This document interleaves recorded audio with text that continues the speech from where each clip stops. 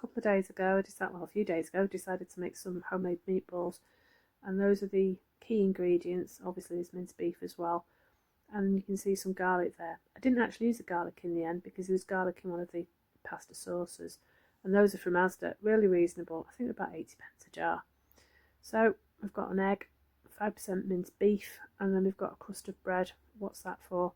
Well, bind it all together, and then with the grater, I grate up the crust of bread into the egg and the minced beef because it thickens it and it binds it, and it's really good. Keeps it all together, and you can make little round meatballs out of it. So there you go. I've grated up the crust of bread. It doesn't actually look very appetising at the moment, but it's quite necessary to make these meatballs.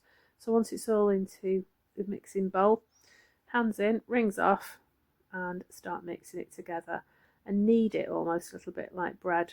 And there we go. That's the finished result of it all being mixed together.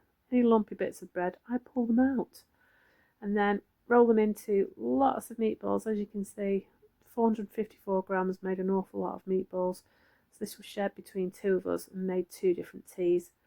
Onions, well, the onions, they're an absolute nightmare. So what I do when I peel the outer layer off is I now wash it under the tap to try and stop it stinging my eye so I can actually see to cook.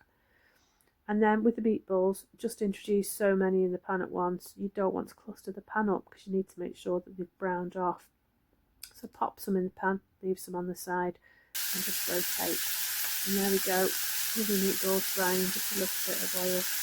Get them brown on each side and then take them out once they've cooked. Well, once they've cooked on the outside, obviously they need more cooking. So there we are, some on the plate, some in the pan. And then in with the onions. And again, don't put too much oil in there because you can deglaze the pan and get all the lovely bits of minced beef from when you've had the meatballs in there. And next up is the 2 jars of tomato sauce or pasta sauce. And then I thought, I'm going to add some gherkins. It was just a trial and error thing. So I chopped them up quite small. I only did about 2 or 3. And then popped the meatballs back into the warming sauce. And then I put the gherkins in.